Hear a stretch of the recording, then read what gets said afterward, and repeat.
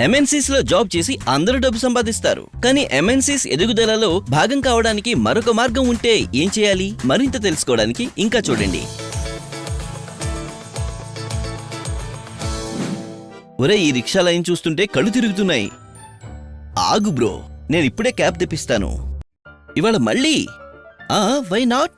ఈ ఎంఎన్సీస్ రావడం వల్ల life has become so convenient రా. నువ్వు చెప్పేది నిజమే, బట్ ఆలోచించు, ఈ ఎంఎన్సీస్ యొక్క సర్వీసెస్ యూజ్ చేసుకోవడంతో పాటుగా ఒకవేళ మనం వారితో పాటు గ్రో కూడా అవ్వగలిగితే మజా వస్తుంది, రైట్? అదెలా? ఐసిఐసిఐ ప్రుడెన్షియల్ ఎంఎన్సీ ఫండ్ తో. ఇది ఒక ఎక్విటీ స్కీమ్.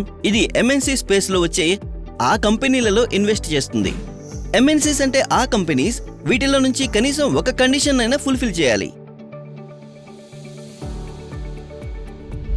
ఈ స్కీమ్ అటువంటి ఎంఎన్సీస్ లో పెట్టుబడి పెట్టడం ద్వారా మూలధన పెరుగుదలకు అవకాశాలను అందించడం లక్ష్యంగా పెట్టుకుంది.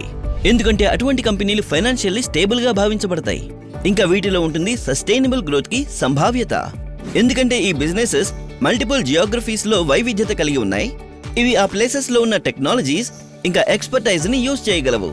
అంటే ఒకవేళ ఏదైనా గ్లోబల్ ఎంఎన్సీలో ఇన్వెస్ట్ చేయాలనుకుంటే దానికి ఇండియాలో కూడా స్ట్రాంగ్ ప్రెజెన్స్ ఉండాలి. కాబట్టి ఇది ఒక మంచి ఆప్షన్. ఖచ్చితంగా.